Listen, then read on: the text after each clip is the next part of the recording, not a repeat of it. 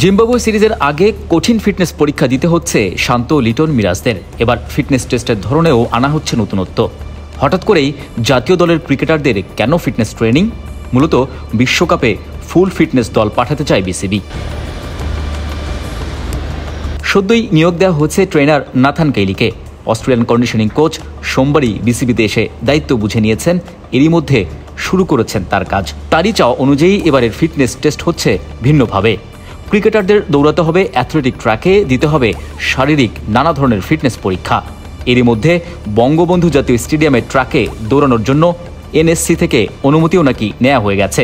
এই মুহূর্তে সংস্কার কাজ চলছে, ফুটবলের কোনো কার্যক্রমও হচ্ছে না সেভাবে। 20 এপ্রিল সব ক্রিকেটারদেরকে নিয়ে যাওয়া হবে বঙ্গবন্ধু স্টেডিয়ামে। ধাপে ধাপে অ্যাথলেটিক ট্র্যাকে দৌড়াবেন ক্রিকেটাররা, তদারকি করবেন নয়া ট্রেনার নাথান। একই দিনে মিরপুরের ইনডোরে হবে বাকি শারীরিক ফিটনেস টেস্ট। টি-20 ক্রিকেটে অল্প সময়ে শারীরিক শক্তির ব্যবহার করতে হয় বেশি, তাই তো শারীরিকভাবে ফিট থাকাও জরুরি ক্রিকেটারদের। আর সামনে যেহেতু টি-20 বিশ্বকাপ, তাই তো এমন উদ্যোগ বিসিবির। মাস দেড়েক বাদেই টি-20 বিশ্ব আসর, তার আগে ঘরের মাঠে জিম্বাবুয়ে সিরিজ। জাতীয় দলের কার্যক্রম কেমন হবে, দল গোছানো। তাই তো মঙ্গলবার বিসিবিতে হাজির 3 নির্বাচক। লিপুর নেতৃত্বে ঈদ পুনর্মিলনী, সাথে দল নিয়ে টুকটাক আলোচনা সেরেছে নির্বাচক প্যানেল। জিম্বাবুয়ে সিরিজ যেহেতু ঘরের মাঠেই, তাই তো দল নিয়ে তাড়াহুড়ো করছে না টিম ম্যানেজমেন্ট। একই সাথে বিশ্বকাপের দল নিয়েও বসতে হবে নির্বাচকদের। তবে সেটা প্রধান কোচ চান্ডিকা হাথুরু সিংহে ছুটি কাটিয়ে ফিরলে। 21 এপ্রিল ঢাকায় আসবেন হাথুরু। ডিপিএলের সুপার 6 পর্বে জাতীয় দলের ক্রিকেটারদের পাওয়া যাবে তো? গুঞ্জন শোনা যাচ্ছে হেড কোচ চান্ডিকা নাকি চান না।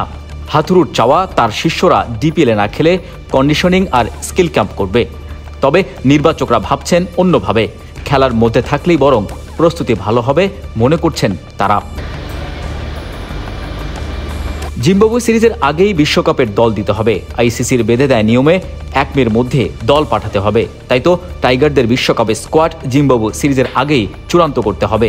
যদিও ইনজুরির কারণে দলে পরিবর্তন আনা যাবে 25 মে পর্যন্ত। শান্তর নেতৃত্বে দল অনেকটা তৈরি আছে, 2-1টা জায়গায় আলোচনার বাকি। তাই তো হেড কোচের জন্যই নির্বাচক প্যানেলের অপেক্ষা। এর বাইরে ডিপিএল শেষ হতেই শুরু হবে হাই পারফরমেন্স ইউনিট আর বাংলাদেশ টাইগার্সের ক্যাম্প। তাই তো 2 বিভাগের জন্য দল নির্বাচন করাটাও জরুরি নির্বাচকদের। সেটা নিয়েও কাজ শুরু করেছেন নির্বাচক প্যানেল। Mahmudur Rahman, BD cric time, Dhaka.